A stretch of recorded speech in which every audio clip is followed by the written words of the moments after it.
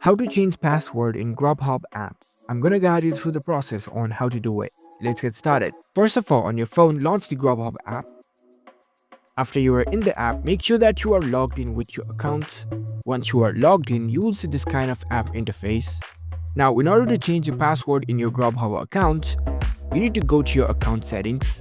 Here in the screen, at the bottom right corner, you can see the accounts icon. Tap on it. Once you are in your accounts page, you can see this password option. Tap on it. From here, you will be prompted to change your password. For that, you need to enter your current password of your account.